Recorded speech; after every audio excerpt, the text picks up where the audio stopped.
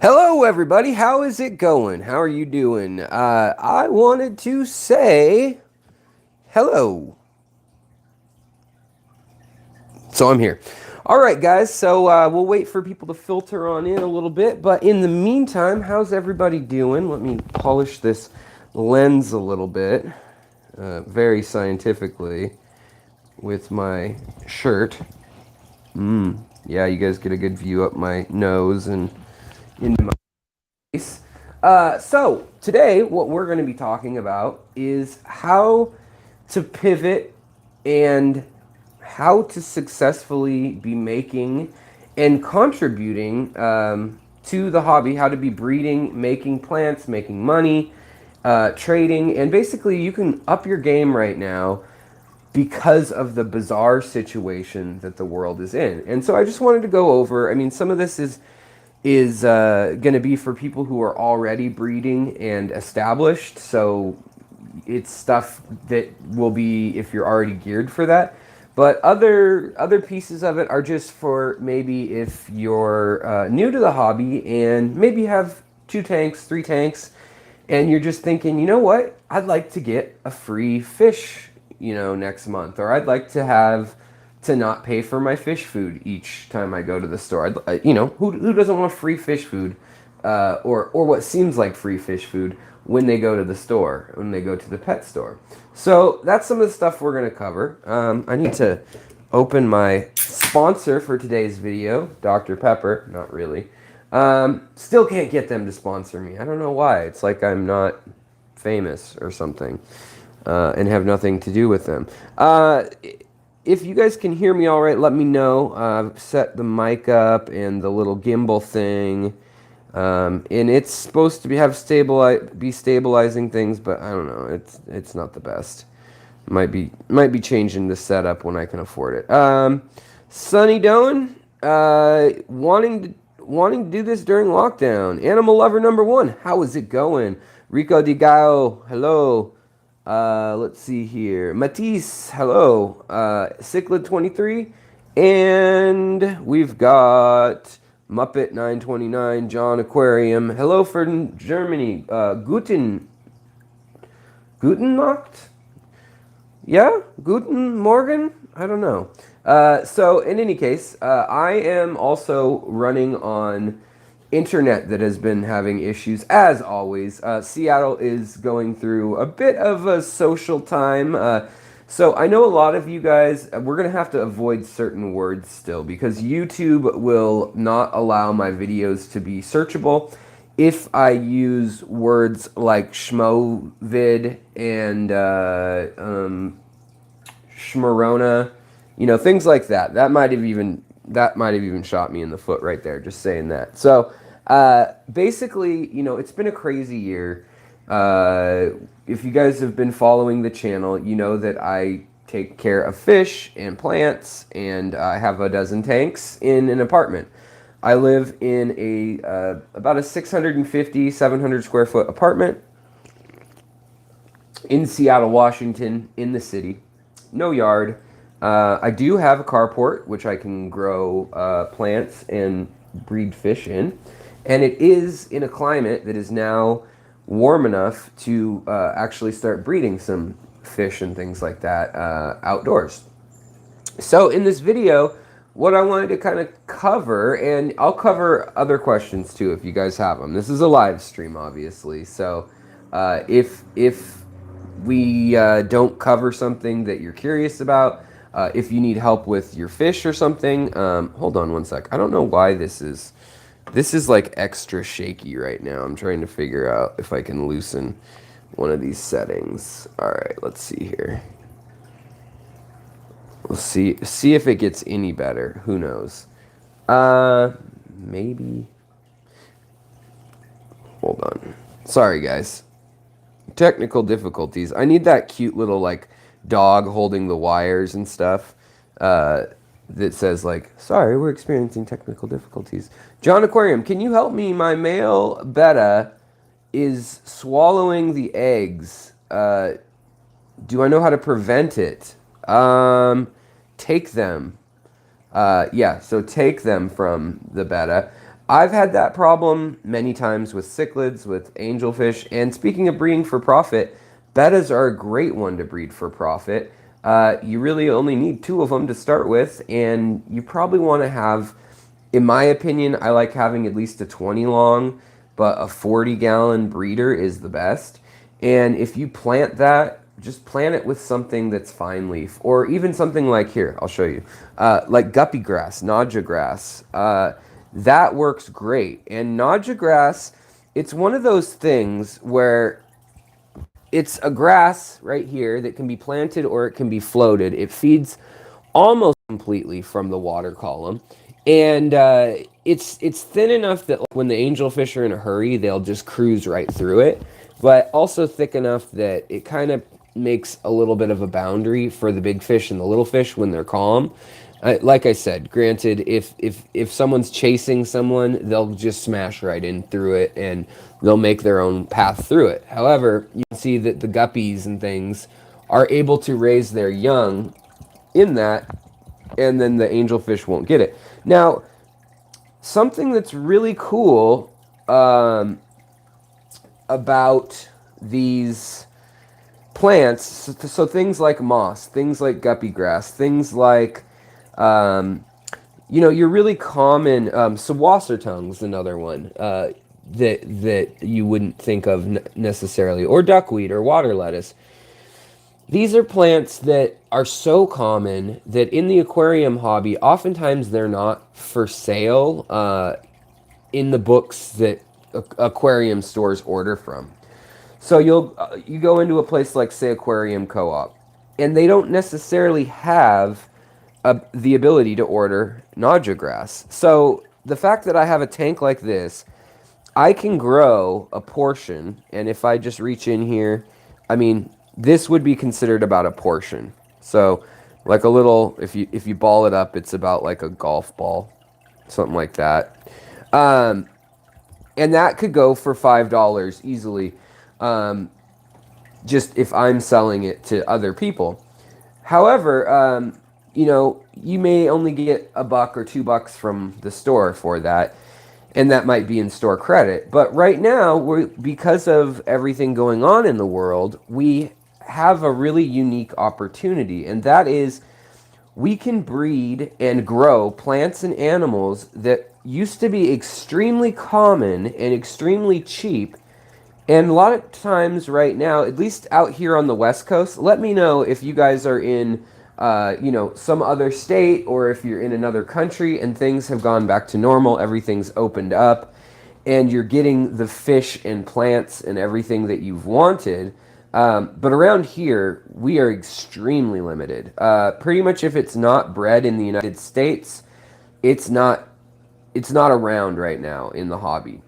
And so right now is a perfect time to try to breed some of those things that aren't always bred. Now, there's animals like cichlids and corydoras and things like that people, and angelfish is another one, that people tend to breed all the time. Even if nothing was going on in the world, there would be people breeding these because they're seen as your standard bread and butter. They're not huge profit, but you do make some profit, and you can reliably store or sell to stores angelfish.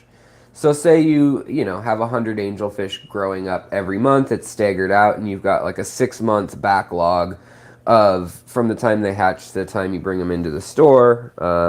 Ideally, you'd want to be at like 3 or 4 months, but say they're growing slower.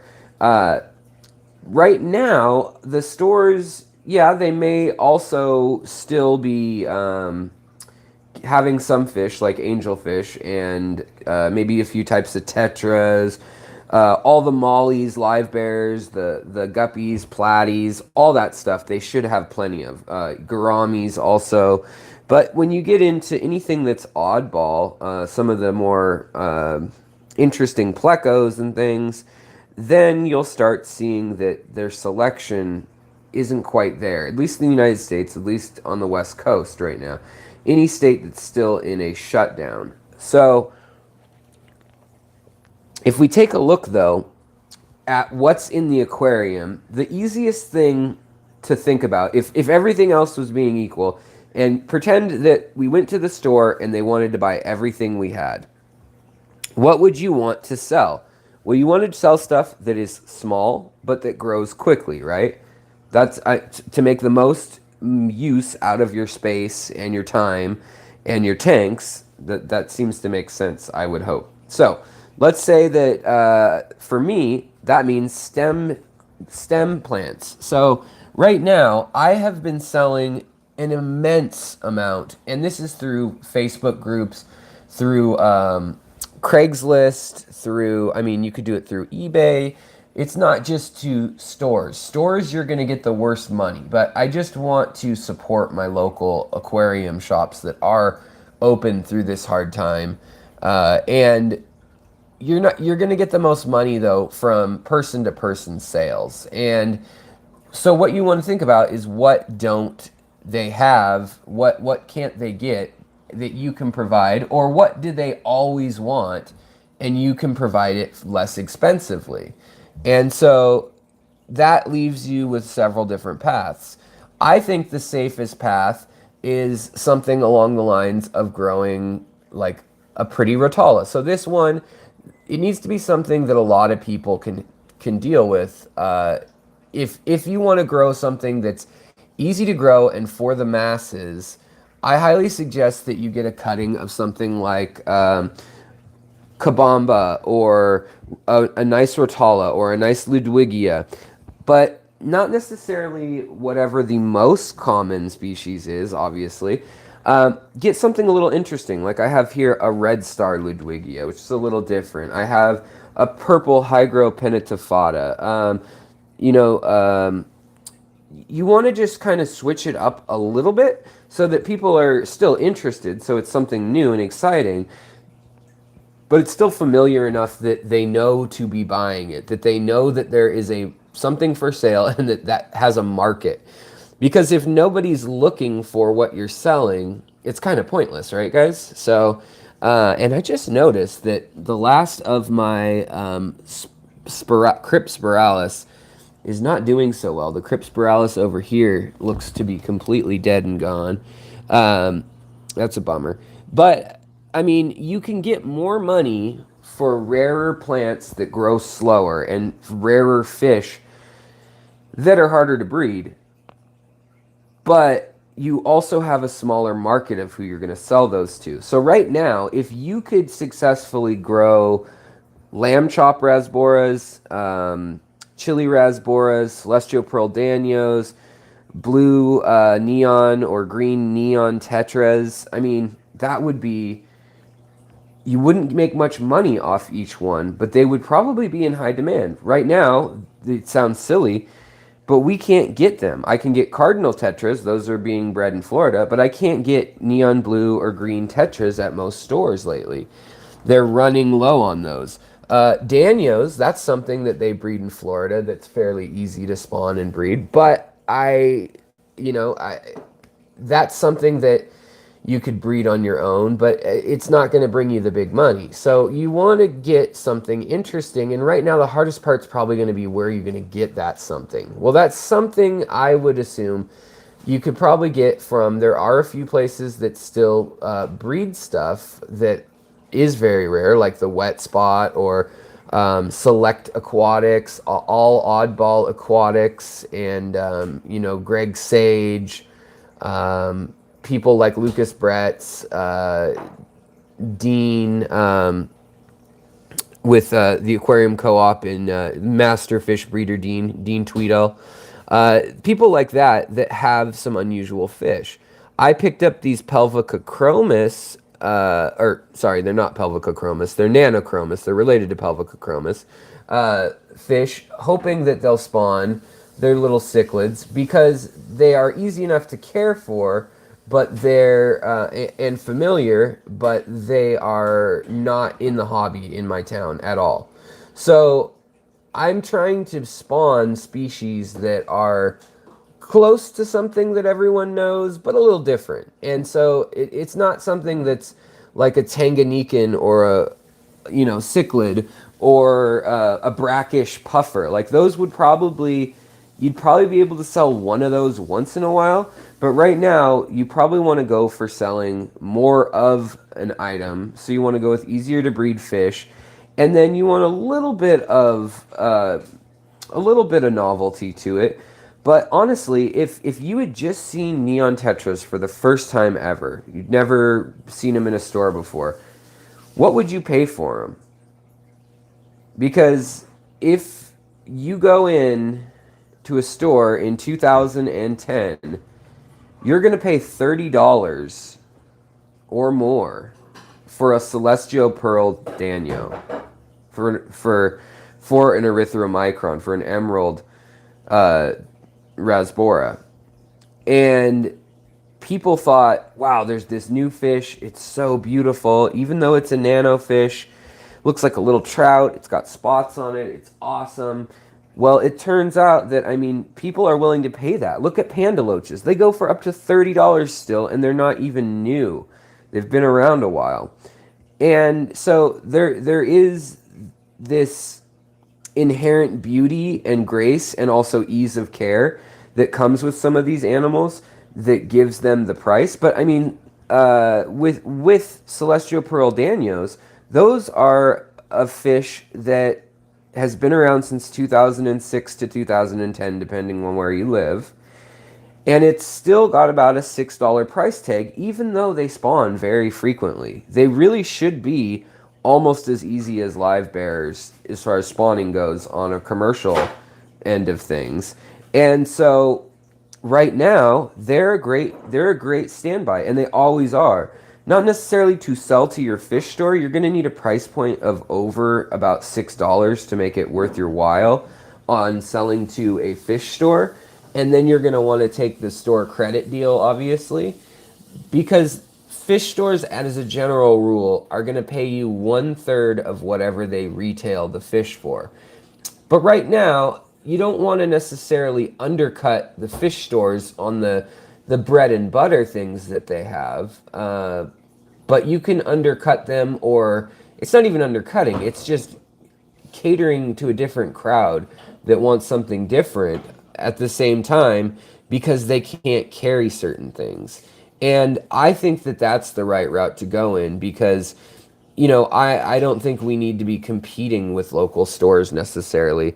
I do sell shrimp and things like that. And so that's another thing you could do right now if you really wanted to. So say red cherry shrimp. Some people are still breeding those in the U.S., and so I still see some of those in stores. They don't sell at a rate that's fast enough that they've depleted the U.S. stockpile of them. But shrimp, I mean, as a whole, you can spawn them in a pretty small area at home, and you can bring in, you know, whatever it is, 15, 20 extras that you get a month, and then keep your core of, say, 50 shrimp as the breeding colony. Because the more shrimp you keep, the easier it is to churn out a profit.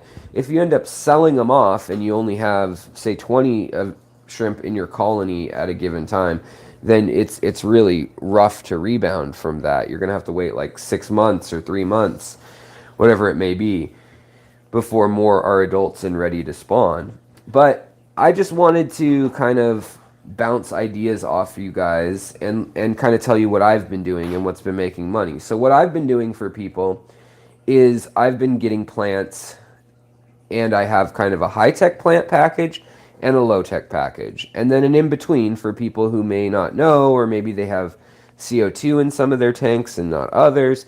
But things like a very colorful rotala, but not that's delicate. So like rotala willikia or atra, that's something that's going to die if you don't have CO2 highlights and fertilizers. It's just not going to work.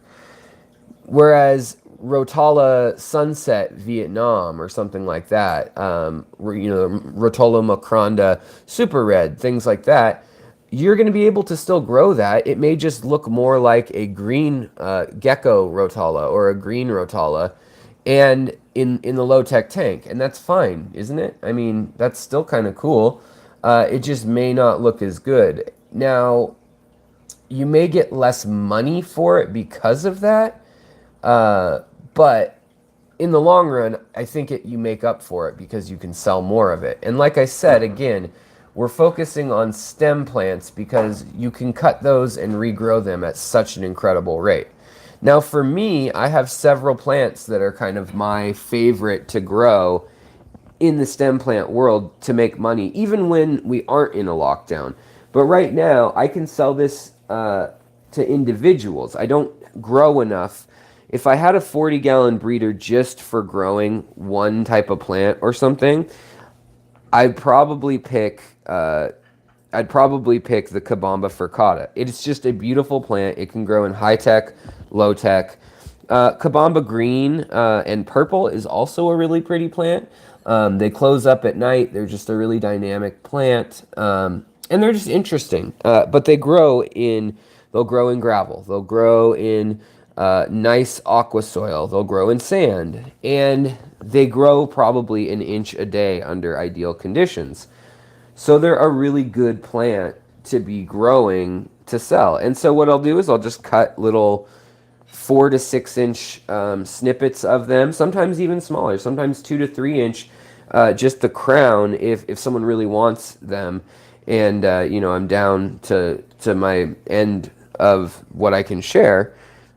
And those work great. Whereas if you're trying to sell Boost or Anubias or something like that, you're going to be waiting for months and months and months to grow that out. And you're going to ask for a higher price. And plants like that, you really just need to have, 20 tanks, and you can just have it in the back growing all the time, and you just don't worry about it. And as it becomes ready, you pull it up. But it's not really in the forefront of your mind. Whereas they're in the forefront of my mind because I have to trim them. They will be at the top of the tank. These were trimmed all the way down to here about 6 days ago. And so I need to, every 2 weeks at least, cut these.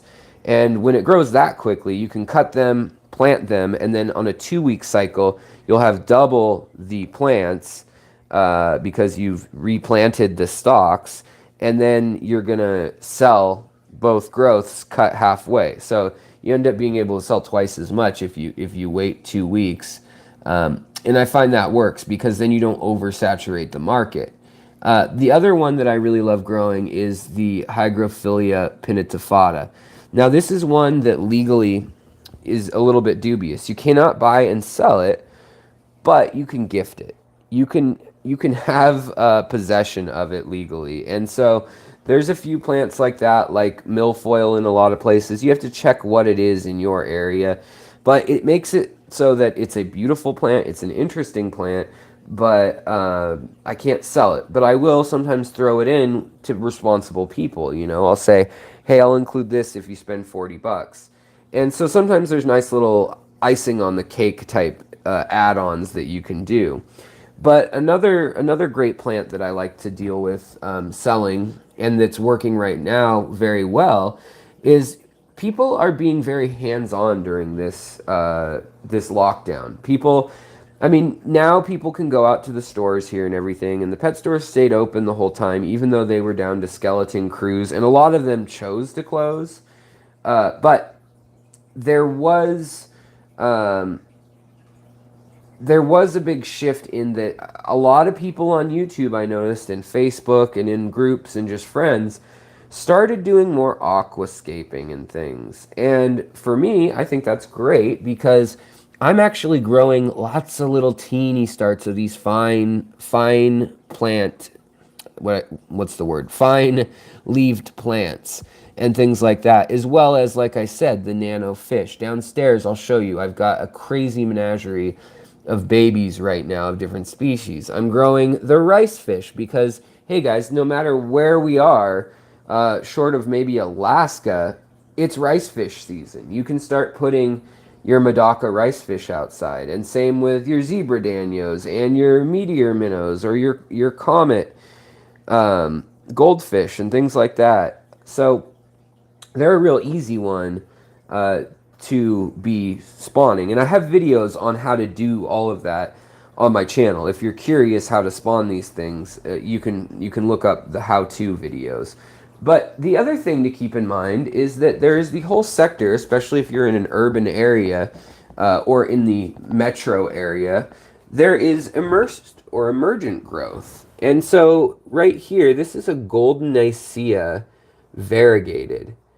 And look how different it looks now that it's grown out of the water. But it's a very beautiful plant. It's a delicate, beautiful plant. Here is a Ludwigia, and we've got Hydrocotyle verticillata. Over here we've got Hygrophila coriambosa. We've got Rotala. We've got Ludwigia super red. So I'm just kind of showing you guys that people are making wabi kuzas and things. It's becoming more popular to be doing terrariums and vivariums. And so even if you don't have fish tank, you don't have space for room in the fish tank, you can be doing things like this. You can make these little arrangements and sell them, for instance.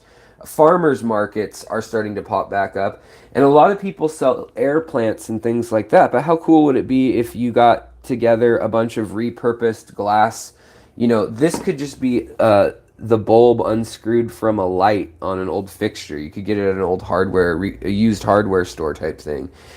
And then, you know, you just plant some of these normal plants and have them growing back out. So, yeah. I'm going to hop into the comments real quick because I know I've been blabbing for a minute. And we'll go downstairs in a minute and we'll take a look at what I've been growing for profit and selling down there. But I want to make sure that I'm answering the questions in the comments and I'm up to speed with what you guys are saying. It's always hard to juggle the two. You know, a lot of the channels will sit and just show you themselves on the screen during the live stream, but I like to kind of take you guys around and show you stuff. The big leaf plant at the front of the aquarium, that would be Logonandra kerala and Logonandra meboldi. And then there's different color variants of that. Missing link, hello. Let's see, who else is in here? Total Tropicals, hello. Chubbs Aquatics, hello. Sunny Doan. Let's see here. All right, let me scroll back down. East Coast, what stores we have left stocked like nothing happened? See, that's good to know. So then maybe they're starting to get imports again. Or maybe they've just stabilized with what's available in Florida and just kind of refilled the shelves. Let's see here. Total Tropicals, what's normal about... Oh, yeah, sorry. Let's see here. Oh, in Australia, you can't sell live fish and animals on eBay. I think that's true about fish in the U.S. Definitely on Facebook and supposedly on Craigslist, I think. But you can sell plants. So that's mostly what I was speaking of. Although, if they call you or message you about plants, it's very easy. Show them a picture of plants, but if you show them a tank full of baby angelfish in the picture, they're going to get that one. So, yeah. Just Doing Florida said, Bonjour, Alex. Just picked up 20 Harlequin Rasboras from Jack Watley Discus in Miami. Yeah, that's a cool facility, and that's awesome that they have them. I think they're spawning those in Florida, outdoors. So I think those are still around and easy to get, which is nice. Let's see here. Here, Fishy. How's it going? So... Fake name, how's it going, my friend? Up in Vancouver, well, not Vancouver, up in BC, north of Vancouver. Let's see. Your pet store still has no fish or plants, just food. It's depressing. Yeah, so it really depends where you are. Let's see here. Cichlids23 asked, would Mebolde Red grow in sand with Fluval 3.0? With the light, yeah, maybe with root tabs. Maybe. I would probably put it in gravel because it's a tuber feeder, and so it kind of likes to snake out, and you don't want to smother that tuber. It's going to seek. It has these little root fibers that can go a pretty long way. So I would do that. how do you package terrariums up for customers not to spill them in the car? Well, with them, you definitely want to put saran wrap over it, and you don't fill it with water. You can take the water out before you're giving it to them. But if it's just plants, just keeping it, you can literally drain all the water, especially if they're heading home, and you just breathe into it, and your breath on one respiratory cycle. So if you breathe in, and then breathe into the bag or the container, that's exactly the combination of air and CO2 and nitrogen that your plants like ideally want, which is kind of interesting. And they'll turn that into more oxygen. Let's see here. The Yeti, hello, has said, I have a Crip Wendetti Red. I put it out. It put out a runner a week or so ago and has 2 leaves now. How long before it can be removed and replanted? I would wait a while. Crips are notorious for melting, and so if you're propagating crips to sell or just for yourself, you really want to make sure they're well established. With crips, a lot of times what you'll see is the main cluster will have 4, 6, maybe even 10 leaves coming from it. And then you'll see there'll be a fat stem that kind of has 2 stems, and it's almost like the bottom of a heart. You'll see the V shape widening. So if you looked straight down on it, the shaft of the stem would look similar to a heart shape, and that's when you can start telling it's trying to drift from that single stem. It wanted to grow 2 and split from there. So yeah, let's see here. Janice Lundberg, hello. And Alan Bauer, hello, buddy. It's so good to see you. I hope you're doing well. I hope life is treating you well. Let's see here. I just want to make sure. Alan Bauer, hello. Jamie Lee, hello. Cool. All right, so I think we're caught up on the chat as far as that goes. Oh wait, no, we're not. Apparently, the chat is making me angry. Okay, Mark, what's up? How's it going? Just getting there. Well, you got to join the party at some point, right? All right. So yeah, with crips, if we're talking about those, you can make some good money off of crips and sword plants, rhizome plants in general. I've actually just started those, selling more of those recently. But I always like to make sure that I'm going to have plenty of my own first, because sometimes when you split them, you kill them, and you don't always know which half is going to survive when you do it right at the brink. And it's something you kind of have to get a feel for over time. It depends on the species.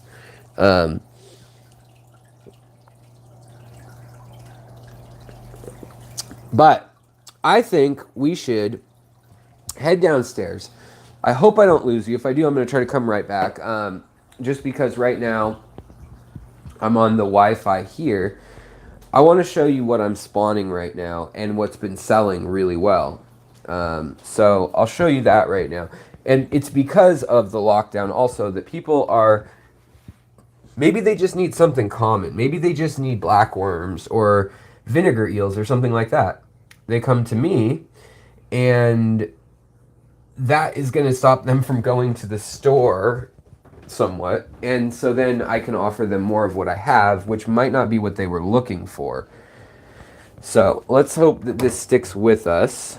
If it starts getting sketchy, we'll abort. Okay, so believe it or not, this 5-gallon tank holds most my future profit for the next 2 months. So, what do we have going on in here? Well, we've got the shrimp. So these are the Aquatic Arts. There's a link in the description, of course. A discounted link. We've got the red head, or the whatever you want to call them. They were calling them Little Red Riding Hood shrimp. But they're essentially a red Riley or Riley shrimp with a red head. Now, this is the second generation, the babies. Also, I have some other red shrimp, and what I'm doing is these red shrimp, the cherry shrimp, they're actually painted fire. I'm only keeping females in this tank of them, whereas there are male of the little Red Riding Hood shrimp. So that way I know that all babies will either be cherry red if they keep their mother's dominance genes, or they will have their father's little Red Riding Hood.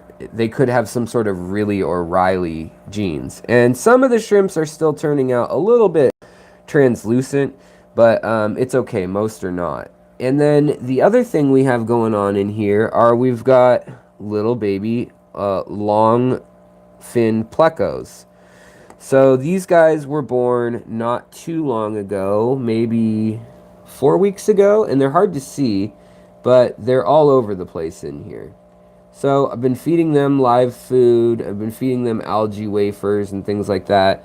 And then up here we have all of those red cap Medaka rice fish that Aquatics Arts imported from Japan, and that were costing $20 a fish for these guys. Actually more than that with the sales tax and the shipping.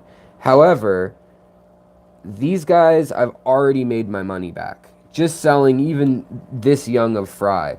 You can see they're already beautiful. Even this is a turkey baster here, just to give you an idea of size, I guess. Let me zoom out a bit. So my hand is this size turkey baster. Dun, dun, dun, dun. Turkey baster, my finger, something like that. Okay, so these little guys are still pretty small. These ones are probably a month old now since they've hatched, maybe a little over a month. And now I need to move them soon. They're going to be big enough that they could actually start doing damage to the new ones. But all I'm doing is I'm looking at my fish every morning and seeing who's ready to go. And same with my bettas. So my bettas are all big enough now that they're ready to go as well. So look at this. I've got a yellow betta, a mustard gas one. We've got just a wide selection of the bettas that have grown out now. Now they take a little while to grow. They do. The other fish that I'm spawning, we've got scarlet batis. And I'm doing all of this in an area with the footprint. Let me turn the light on down here. With the footprint that you can see of not even 4 feet by 2 feet. And then this whole thing is about 7 feet tall total, which is a bit high. I have to get on a ladder, which I dislike, to work on this tank. But here we've got some scarlet batis little boys. They take a while to grow out. These are 6 months old probably. And now I'm finally figuring out, by putting them in this little container rather than out in the tank at large, finally figuring out who's male, who's female. Now, with the bettas, I'm finally now, they're getting along as adults. I can have this many males and females together. They're not damaging each other's fins, as you can see. It's actually other fish species that have been picking on their fins in other tanks. But the reason I've been able to do this is because they're siblings, and I've kept them together. And then I've also had shrimp in here. So I put my coal shrimp in here, and right now there's no substrate. This is just glass bottom, and it looks dirty, because it is. But the shrimp that are in here, they seem to keep them pretty happy, like they're hunting, like they're busy doing their thing. The same goes with water fleas. So I've been doing that, and then I've been keeping some of the guppies and endlers that I have, I'll keep in a tank just for spawning, not because I want the babies. I'll keep them so that they are food and a hunting dither for other fish in this small of a space. So that's how I'm able to have rice fish that still mate, and when I see these rice fish with eggs in the morning, I'll grab them, I'll put the eggs in here, they'll hatch, they'll do their thing, or I'll put them in a jar and they'll hatch. Same with the bettas. They'll make a little nest, they'll defend their territory, they'll spawn. and then I'll put the babies in one of the shrimp tanks. And I always have these 3 10 or 5 gallon tanks going. And then over here, same deal. So, but these are just blue daisy rice fish instead. And then we've also got erythromicrons back here. And what I do with them, if you know my style, is I'll pull them out and I'll spawn them down here. And then daily, what I'm doing is I'm feeding them vinegar eels, and I'm feeding them just this Aquarium co-op fry food. You can also just powder like Sarah fry food. You can see here this Honduran red point that's in here.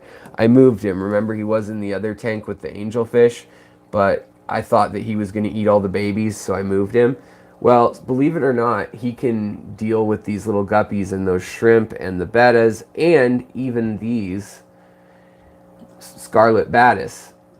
Now my Malaysian batis are down there, and right now what we're growing out, let's take a look down here. I hope I don't lose connection, but and let me know if you can hear me okay. But we've got all my blue shrimp, and so these are the Lucas Brett's line of Blue Dream shrimp. I think there's a link in the description to those as well.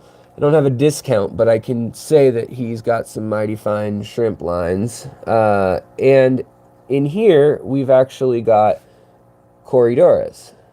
So what's been going on with that? Well, every time I do a water change upstairs in that big tank, I just do a good 50% water change. Most of the fish up there appreciate it. Most of the little Amazon tetra species, the gouramis, pencil fish, things like that, they like it. It triggers their spawning instinct. And so we've got these Venezuelan Corydoras here, the orange high fins. And these guys are maybe 2 months old right now. And they're maybe half an inch long. So they're getting to the size where I could sell them. You could recognize them. They're not going to get eaten by most fish that would typically be in a nano tank or a Cory tank. Mark von Wiesco asks, any tips on selling, shipping plants and fish? I'm in a fairly rural area. If I want to sell stuff, I have to ship it. Yeah, Mark, right now is a difficult time. No one has been able, in my part of the country anyways, to get assurances on any of their packaging. Everybody's had stuff go missing that I've talked to who ships a lot. Now, it's not a high percentage of things that's happening to, but it's happening enough that it's a reality of doing it right now. So my suggestion is, if you're going to be shipping, I would stick with Neocaridina shrimp. They're actually really hardy, and they can withstand being lost for a couple days a lot of times if they're in like a breather bag. And they'll eat one. If one dies, the other ones will eat it. Now, there still will be an ammonia spike, but they can usually tolerate a couple of their buddies dying in a breather bag with maybe a quart or, I don't know, 500 milliliters of water in there tied off in a breather bag would work. But yeah, you guys can see there's different age and there's different species of Corys in here. So right here we have the Habrosus Corydoras, or the pygmy Corydoras, salt and pepper kind. Now there is an actual pygmy Corydora, but sometimes these get called midget or pygmy or dwarf, but their Habrosus is their scientific name. And I know that those are pejorative terms to some people, so I apologize. And I know YouTube, when I write those terms out, even if I say dwarf shrimp, which is a whole group of different shrimp, they'll demonetize the video. So that's never fun. But I use those things. I use these breeding containers. I'll use this mesh one for bigger fish if I've got gouramis or live bearers. If I'm spawning bettas or something like that, then I can put the babies in one of these floating containers here. Or this is one of my favorites, and right now I'm letting algae grow on it because the plecos were in there. So these baby plecos, before they were free swimming and eating on the glass in here, they were in here, and I was letting them eat all this stuff, and I grew it all, cultured it all from, it shares the fish tank water, and there's a link in the description to this very product. It's a hang off the side fish, I guess, fry pan, they would call it. And there are also some baby fish in here. We've got a few other species. They're probably hiding. Yep. Sorry about the reflection on the glass. I know it's a pain. But we've also got some puffers in here, and I'm not doing the best job of it, but like right here, I'm doing an okay job with the moss, because I know that the pet stores like Aquarium Co-op will always want moss. So I've just got this big mass of moss, and it just gives another hiding spot for the babies. So right now, I mean, this basketball of dense moss, no CO2, really, really cruddy light. It's just about making the space you have work for you, using the community tanks that you have for your enjoyment somewhat. Why not keep species in there that you can pull out, spawn in a shrimp tank? Maybe they eat a couple of the shrimp while that happens, but then they lay eggs, and there's no other fish to eat the babies in these tanks. And yes, the adults are in there for a couple days, and they could eat the babies. That's a real possibility. But usually they don't. Usually it ends up fine. And then we end up with little babies. I move them to another shrimp tank. And then once they're of quarter-inch, half-inch, they can either be sold as young juvenile fish to people, or they can go back into their community tanks. Same with these little shrimp. These are the Galaxy Caridina, the Gold Nebula. That's what they're called, Gold Nebula. When they have that spangling on the side there of the calcium, so kind of interesting. And all this stuff is kind of getting done in tanks that I think are still pretty dynamic and fun to look at. Now in this tank, I've just been slowly using this turkey baster to clean up the debris and stuff like that that's lurking in there, and then I just make sure that I didn't get any shrimp or little guys in there. And that's how I've been taking the water level down. And I literally just have this bucket of extra duckweed and water, and that's how I've been cleaning up here too, either with the gravel vac or spot cleaning with this little baster. And then that keeps things clean enough, but also still leaves food for the catfish babies and the shrimp that do actually enjoy the mulm at the bottom. Now the mulm at the bottom is also food for good bacteria also. So let's go over here, take a look at this tank, and while we do that, I'm going to catch back up again on your questions, but I wanted to show you guys, I'm not kidding on the moss and the Sawasser tank thing. I really believe in it. You can spawn a lot of fish, and look how happy like the little betta is over here, the little male betta. They're able to spawn their eggs. There's a little eggs nest right over there. And even though we've got balloon barbs, these tiger barbs, albino tiger balloon barbs, right here, and gudgeons here, and good-sized tetras here, and freaking angelfish, we're able to spawn bettas in the same container in a 40-gallon breeder. So plants go a long way. Don't cut all your plants short to the point that you don't have them. And, you know, in here, this is all low tech, but you can see I'm still growing. This is how it looks when it's low tech. This is the the Cabamba furcata in low tech. It's still a pretty plant. It's a little loose, a little leafier.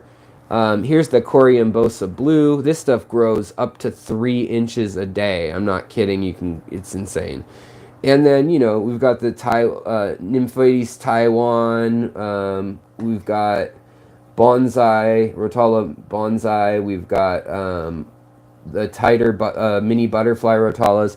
And then you can see all the Danios zipping past. Now, this is not a breeding for profit setup with the moss, in the sense that this is not going to get any of these fish continually spawning. They have random babies that happen to survive sometimes, like some of these cribs that are floating around. Or over here, you recall I had angelfish, and sorry guys, the glass is dirty. It's got water marks on it. Humidity's been high, and so water has been collecting on the outside of the tank as well as the inside. But they have eggs laid once again. They keep eating all their babies, but that's the other secret of what's in that little tank up there. There are actually fry up there too, of them. So this is yet another community tank. This one has the koi guppies, half beaks, Kubota rasboras. It has my killifish in it, my little clown killies, and it also has some interesting Danios from the Lake Inlet region, the Phoenix rasboras. I mean, it's a busy tank for a 17-gallon, but I'm able to still get plants out of this tank too. And right now it's very trimmed back. But I'm just kind of showing you, and there's some Tin Winnie Danios in here. My new strategy is I kind of have a Noah's Ark type thing going in my tanks. I keep whatever it is that they need to be happy. So if it's a solitary fish, there might only be 1 or 2 of them in here, in any of my given tanks. But if, you know, if it's a Corridora, there's probably 10 or 12. And I keep them in one of the larger 20-gallon longs or something. And then when I want to spawn them, like I said, I'll throw them into a 15 or a 10 or even a 5-gallon tank. And then I feed them the vinegar eels that are in these bottles. There's different live cultures in all these bottles that you see around here. And then I'm also still feeding them the different tabs of spirulina and the little crab, Hikari crab and shrimp formula. Also, I haven't used it, I haven't needed it, but if you don't have a tank that's so packed with fish, you could be using fertilizer like Easy Green and things. I use just the brands of fertilizers and things that have the minerals I need and nothing else. I don't need nitrates. I don't need ammonia or, you know, anything crazy like that. Obviously, most don't have ammonia in them. Boy, this angelfish is beautiful. I hope that his babies come out with this kind of cool red fire tail. Like, you can't see that except for just in the right light. It looks clear until it looks like it's on fire, and then he's got the blue too. And that's a Petco or a PetSmart find, and he was $6 when he was the size of a nickel, if you recall. And he looks a lot like Sergio, but he's much smaller and more delicate. So here you can see some of the other fish that are coming out, some of the babies, the fry. We've got some Luminatus in here as well, Gertrude. We've got some more live bearers. So if you guys have enough room, like look at the little panda gara here, or rainbow gara, gara flavata, whatever you want to call it, rufagara. You can have some really fun combos of fish going on, and in busy tanks, which is another thing. I made a video not long ago called how to keep a heavy load in a tank, or how to run a tank on a heavy bio load. The other thing I have is these jars floating, and you can do this with the bettas too. See, she's actually, or he's looking right now and mad because I'm near the little bubble nest that's on that leaf. But in here, I actually have methylene blue, and we have eggs waiting to hatch. And so I just have them in here because it keeps it at ambient temperature of the water. So I just float these little jars half filled with methylene blue and water, and then they just do their thing. Also, if you know my channel and you know my style, you know that I have hidden little caves all throughout my aquascapes. So whenever I want to breed something, I can repurpose things, move things around, and any of the tanks will do. All right, so yeah, this tank gets pretty hectic. But again, here's that plant that I like so much, which is the variegated Hygrophila sunset, or polysperma, whatever you want to call it. That's not legal to buy or sell, but you can have it.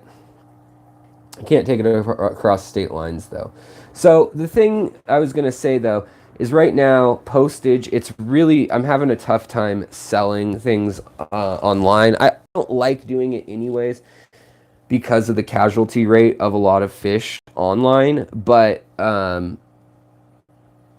do it with certain things, with shrimp, with most plants, plants that are under $5 a stem. I'm not going to do it with anything of really high value because it's just the risk is too high. And right now the risk is really bad. I've had a lot of friends telling me that they're getting things lost. In fact, earlier today, I had somebody letting me know that things were lost in the mail just in big normal cities. So let me make sure I'm getting any new comments that popped up. And if you have any comments or questions, now's a great time to type them in. We're going to kind of get towards the end. I know this was just an overview, just kind of food for thought. Like, what do you want to spawn? Because I've been doing these things, and I've got, we've got plecos, we've got cories, we've got the live bears, we've got all sorts of plants. And then we've also got ram's horn snails and shrimp. So work on a biome that works for your tank that can live together. And so it doesn't need to live with the adults, but make something work out where the baby fish can live with your shrimp of some species, whatever that may be. And then another one where the adults can live with them. So that means that you always have 3 or 4 species breeding out of a tank. And then plant-wise, as many tanks as you can have them growing. Jamie Lee, hello. Emerson, hello. Vi, how's it going, Vi? Viola, hops a lot. Kenzao, I have Cyclops in a jar, but the population is not very concentrated. Is there a way to grow the population or make them gather in one place? Yes, so Ken, what you want to do is at night, wait until the middle of the night, like 3 a.m., and then take a flashlight, LED on your phone even, and in the dark, you just want to hold light out, and they'll come to the side with the light, and then take a turkey baster like I had, and just suck them up, and that works really well. And if you don't want to do that, if that doesn't work so well for you, the other thing you can do is screw, so put them in a jar, leave this much air at the top, and what you can do is wait until they need to come up for air. So just let them sit, and first you fill the jar up all the way to the top, leave it there for like an hour, and usually they'll survive that. They've got enough for that. But then what you do is you pour off the rest, and then they'll come to that air column, and they'll need to kind of recharge and breathe because they can only get some air from the water, most of those species. Same with brine shrimp or vinegar eels. And then you can kind of come back stealthily with a little bulb of some sort to get them. And by that I mean a turkey baster or a pipette or whatever you want to use. Or you can just pour it off the top. That's what I do with the vinegar eels, and then I strain out the salt water. But yeah, my main thoughts on selling in a rural area is that having something unusual of high value is the normal way to go to sell online. But if you're living in a rural area with not that many people, then I think it's not a bad idea to maybe do pond stuff, maybe Medaka rice fish. Get people in, manufacture your own community. I mean, it'll spread. If you take the time to talk to a person and get them interested in making a Medaka bowl outside in their yard, in their on their apartment railing, having a little pond, and you sell lilies and duckweed and water lettuce and red root floaters, for instance, have everything that they could need for an ecosystem and sell them on the ecosystem. And that's a good way to go rather than just having angelfish. Like, don't have just angelfish, have angelfish, blackworms for them to eat, or vinegar eel cultures for $10 ready to go in a starter kit. And at least that way, even if you don't have that many sales, you're ready to go. In a bigger city, you can specialize more, obviously. And right now, since people don't want to touch or come in and things like that, I've literally just been leaving. I'll spray it down with Lysol or alcohol spray or whatever, and then just leave it outside for them on the porch of either my house or their house or whatnot. So that's a good way. Yeah, mosses, hornwort. You'll find out what grows well in your tanks too. A lot of people can grow hairgrass, valsinaria. Like, get an unusual valsinaria, like metallic red corkscrew val. Lucas Brett sells that. I sell that. And it's really cool.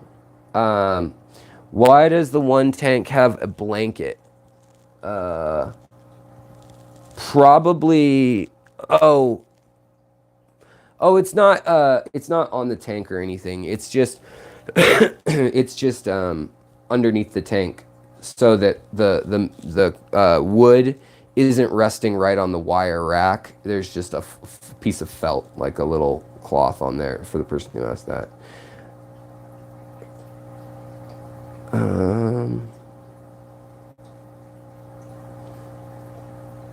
Sorry, guys. Oh, UAD MIK from Barbados. Right on.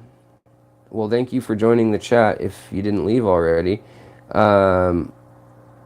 Yeah, all right. Alan, what's up? I see a question here. Alex, are rice fish big enough to eat mosquito larvae? Yeah, totally. They are, but not as babies. Though they may actually even get eaten by certain mosquito larvae or midges. Like, if you get dragonfly larvae in there, they'll rip them apart. Like, let's take a look at this again. All right. So, these little guys were born just the other day. Just the other day. That's how small they are. This is my index finger. I mean, here's... Do I have something uniform? Yes. Here's the test tube. That's how small they are. So you could see where a large mosquito could actually do damage, larvae. But now, if you have cultures, if you have blackworms, if you have Daphnia, if you have scuds, somebody asked, and I forgot to get to it, also, what to feed them. Yeah, nutritional yeast. Or like the vegans have, or bee pollen that vegans eat, the nutritional pollen that they feed the baby bees. Both those things work really good. Also, you can crumble up spirulina. That works. They like that. But as we saw in my episode under the microphone, under the microscope, you can see what they eat. And it's a lot of the detritus, anything with chlorophyll. Which species of rice fish are most cold water hardy? Definitely the Japanese Medaka, the Orites lapsius. I'm probably pronouncing that wrong. But the Daisy's blue, they do not like the cold nearly as much. These ones don't do as well. In fact, I had some die outside 2 months ago. It was too cold. But these guys, the platinum ones, the less refined that they are, the less selectively bred that they are. Like these red caps and these pearl scales, they're not super bred, if that makes sense. They're not super removed from their wild traits. Because you have to remember, are they breeding them because, oh, well, this means they get less cancer or they live longer? They don't care about that. They care about color and shape, and fins and things like that. Maybe they care about how many babies they have. Who knows? But they definitely don't care about, a lot of the health issues. So, oh, and then by the way, the other cories, they're so small right now. Like here's a little pepper cory. Super small. Maybe 2 millimeters. 1/8 of an inch. I don't know. Something like that. And lots of baby snails. So next to my finger, yeah. They're not quite ready to go down into that other tank with the other ones down on the bottom, right? So, and then the shrimp are growing out too. But hopefully all these little shrimp that you don't even see. I mean, look at this pleco. It's next to this little shrimp. Look how teeny it is. But look what it's eating. It's eating mold. And the pleco is munching on a granule from that the stuff that's floating in the water that's settling, which was just ground aquarium co-op fry food. So yeah, and the other thing is you can make infusoria. I have a video on it, but you just want snails, and then you can literally feed them like stale bread or saltine crackers will work. So that works. All right, let's see here.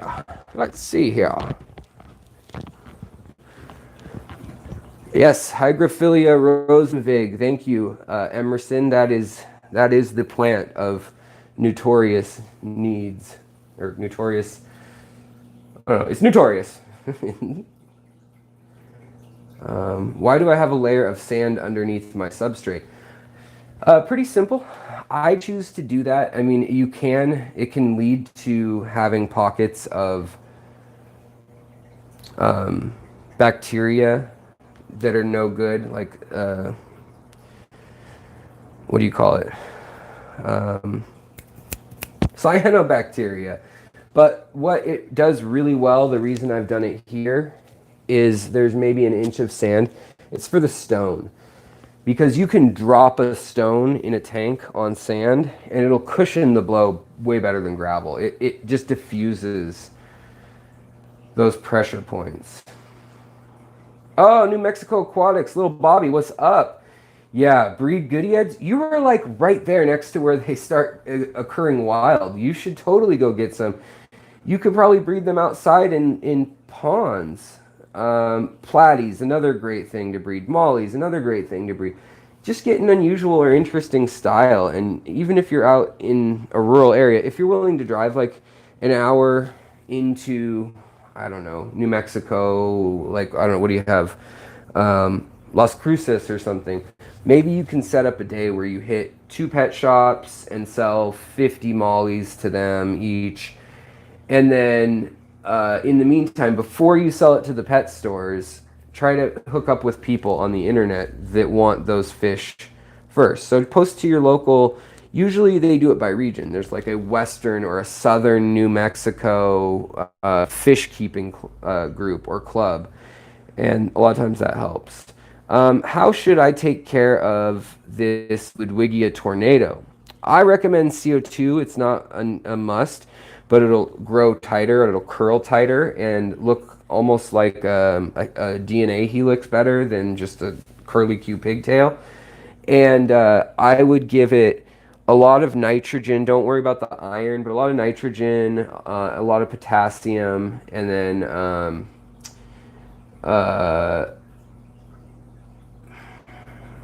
nitrogen, potassium, and that's really what I'd give it mostly. It likes pretty thin water. Other than that, I mean, it doesn't like hard water like limestone water, as far as I know. Bumblebee platy, yeah, they breed like rabbits and they are great. They're really cute. Same with the panda ones. The other thing is like doing the other kind of gimmicks you can do is like, fire and ice guppies. So you can have a blue one and a red one, and you're just selling the males. So they're going to have to come back to you for more. Or endlers. Endlers are smaller. They work better in a nano tank. So, I mean, there's things like that you can do. Right now, they're selling them for $10 for 2 guppies at Petco, and they're calling them yin and yang guppies. And they're just a black and a white guppy from 2 different strains, 2 different tanks, obviously, farms. And so, yeah, Icy Play. Oh, Kelly, hello. And thank you. So you like the stream. All right, that's good because I thought I was, bombing it.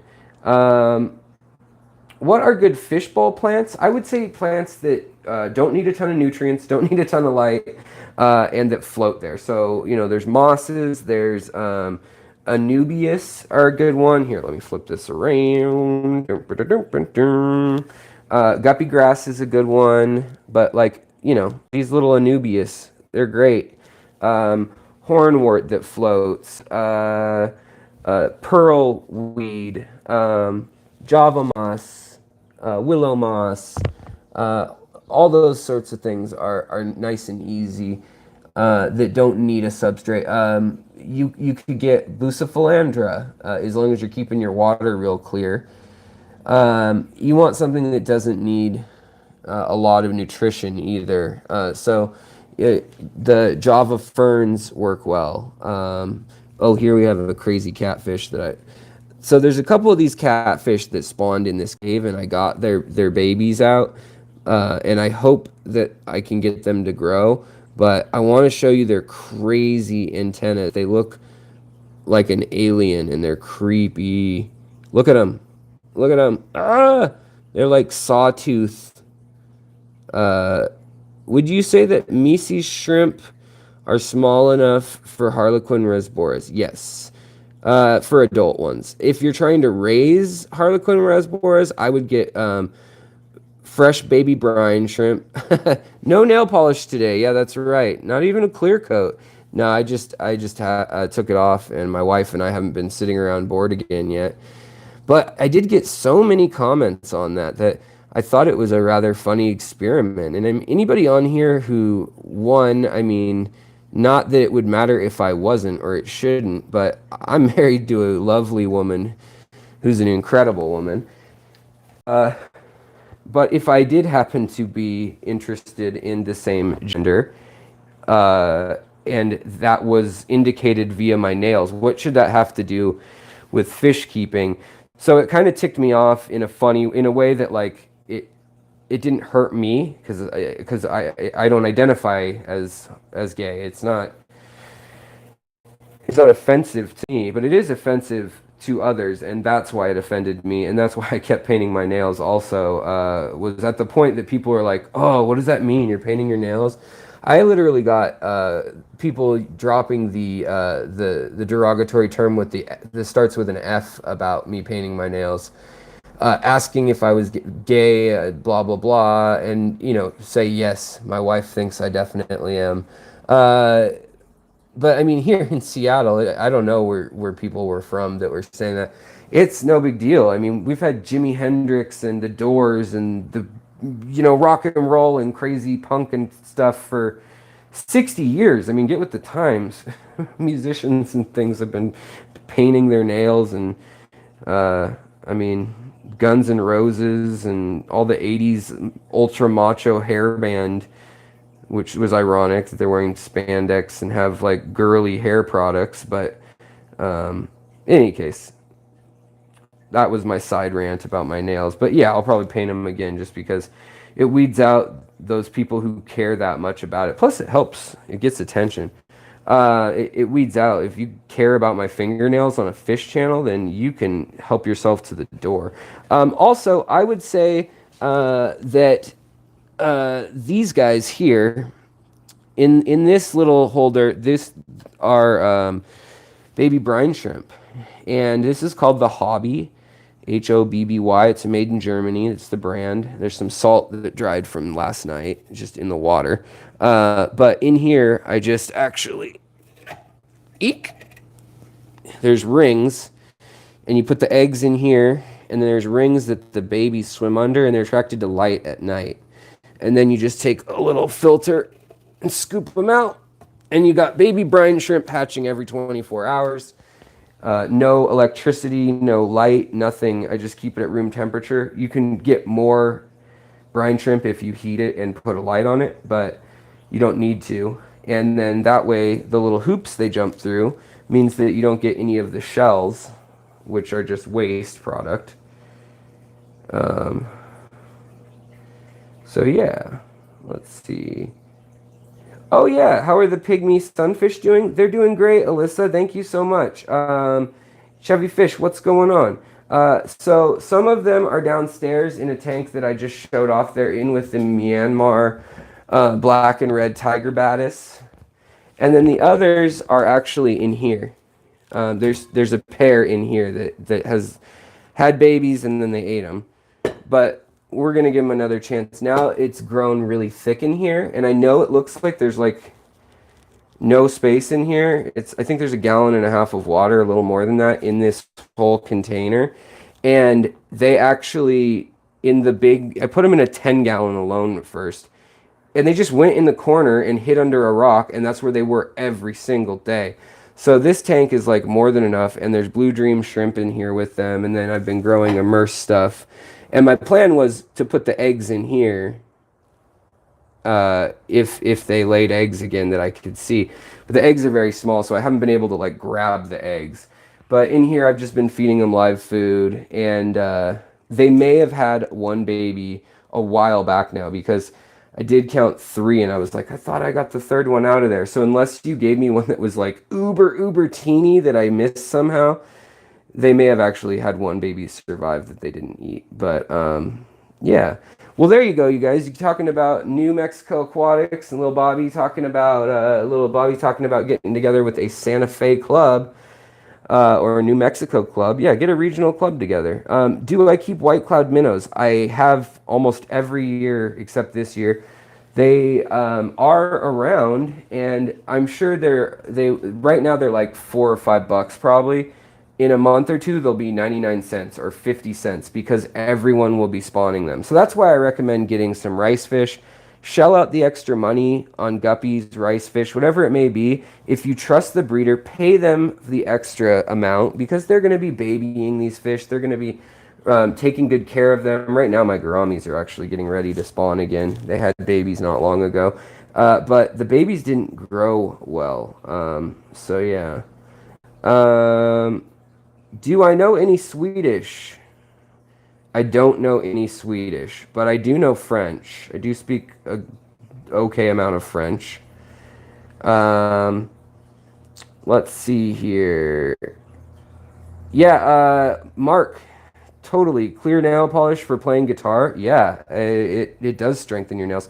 When I did sign painting for a living, I always had paint all over my hands and stuff, and I would put clear nail polish on my fingernails and right here, because this would get dry and split so often. It still happens when you're using paint and paint remover, paint thinner. It comes with the territory.